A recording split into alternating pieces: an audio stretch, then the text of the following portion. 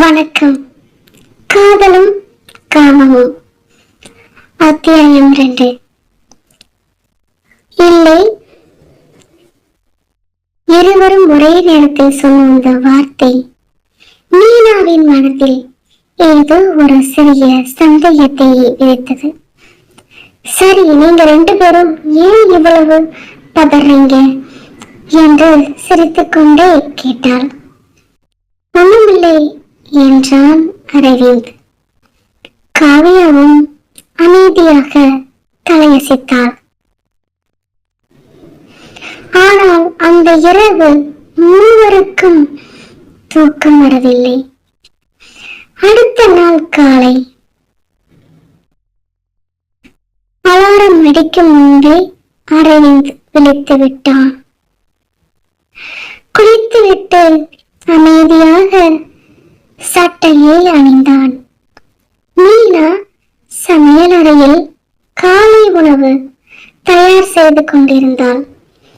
இவ்வளவு சீக்கிரமா கிளம்புறீங்களா? இன்று ஆபீஸ்ல முக்கியமான மீட்டிங். சாப்பிட்டு போங்க. வேண்டாம், கேண்டீன்ல சாப்பிடுறேன் என்று அவன் அவசரமாக வெளியேறினான். கதவை மூடும் சத்தம் கேட்டதும் மீனா ஜன்னல் வழியாக பார்த்தாள். அவன் வழக்கம் போல் பேருந்து நிறுத்தத்தை நோக்கி நடக்கவில்லை. சாலையின் மறுபுறம் நின்றிருந்த ஒரு கருப்பு கார் அருகே சென்று அதில் ஏறினார். யாரோட கார் அது என்று அவள் மனதில் கேள்வி எழுந்தது. அலுவலகம். அரவிந்த் ஒரு தனி அறைக்குள் சென்றான். அங்கே ஏற்கனவே 4 பேர் அமர்ந்திருந்தனர். அவர்களில் ஒருவர் சொன்னார், மிஸ்டர் அரவிந்த், முடிவெடுக்க இன்னும் எவ்வளவு நாள்?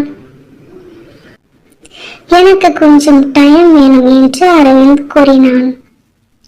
டைம் இல்ல, இன்னும் 10 நாள்ல கையெழுத்து போடணும் என்று அவர்கள் கூறினார்கள். அரவிந்த் அமைதியாக இருந்தான். மேஜை மேல் இருந்த கோப்பை பார்த்தான். அதில் பெரிய எழுத்தில் ரகசிய ஒப்பந்தம் என்று எழுதப்பட்டிருந்தது. மாலை பொழுது மீனா காவியாவிடம் பேசிக் கொண்டிருந்தாள். உன் கல்யாணத்தை பற்றி மாமாவிடம் மறுபடியும் பேசணும். அக்கா இன்னும் கொஞ்சம் நாள் இருக்கட்டும் என்று அவள் தங்கை கூற, அவள் அக்கா ஏன் என்று கேட்கிறாள். அப்படிதான் என்று காவியாவும் கூறுகிறாள். காவியா பதிலை தவிர்த்தாள். அவள் முகத்தில் இருந்த கவலையை மீனா கவனித்தாள். அதே நேரத்தில் அரவிந்த் வீட்டிற்கு வராமல் நேராக ஒரு பழைய கட்டிடத்துக்கு சென்றான். அங்கு வயதான ஒருவர் காத்திருந்தார். நான் கேட்ட பணம் எங்க? இன்னும் ஏற்பாடாகலையா? அப்போ உன் குடும்பத்துக்கு எல்லா உண்மையும் தெரிஞ்சிடும். அந்த வார்த்தை கேட்டதும் அரவிந்த் அதிர்ச்சி அடைந்தான். தயவு செய்து இன்னும் கொஞ்சம் அவகாசம் கொடுங்க என்று கூற அந்த முதியவர் சிரித்தார்.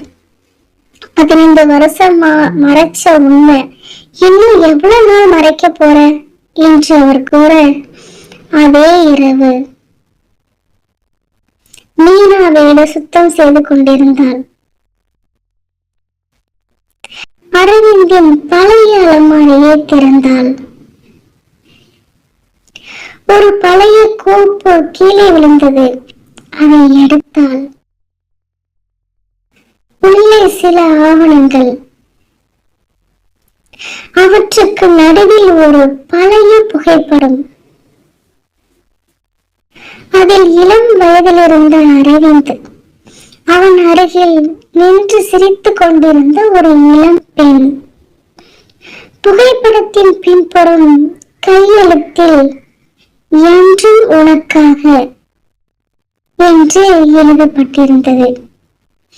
மீனாவின் கைகள் நடுங்கின. இது யார்? அவள் மெதுவாக அமர்ந்தாள். அந்த நேரத்தில் வீட்டு கதவு திறக்கும் சத்தம் கேட்டது. அரவிந்த் உள்ளே வந்தான். அவன் கையில் இருந்த புகைப்படத்தை பார்த்ததும் முகம் வேறி போனது. மீனா, அது அது என்று அவன் பேசத் துவங்குவதற்குள் வீட்டுக்கு வெளியே திடீரென்று ஒரு கார் வந்து நின்றது. இருவர் இறங்கினார்கள். கதவை பலமாக தட்டினார்கள். மிஸ்டர் அரவிந்த், மிஸ்டர் அரவிந்த் என்று கதவை திறக்க சொன்னார்கள். அவர்களின் குரல் முழு வீட்டையும் அதிர வைத்தது. மீனா மெதுவாக கணவனை பார்த்தாள். யாருங்க அவங்க என்று கேட்டாள். அரவிந்த் ஒரு வார்த்தையும் பேசவில்லை. அவனுடைய அமைதியை மீனாவுக்கு எந்த பதிலையும் விட பயங்கரமாக இருந்தது. மிக விறுவிறுப்புடன் அடுத்த அத்தியாயத்தில் பார்க்கலாம். நன்றி. இதே போன்ற பல சுவாரஸ்யமான கதையை பார்க்க நம்மளுடைய சேனலை சப்ஸ்கிரைப் பண்ணிக்கோங்க, லைக் பண்ணுங்க, ஷேர் பண்ணுங்க. நன்றி. அடுத்த அத்தியாயத்தில் பார்க்கலாம்.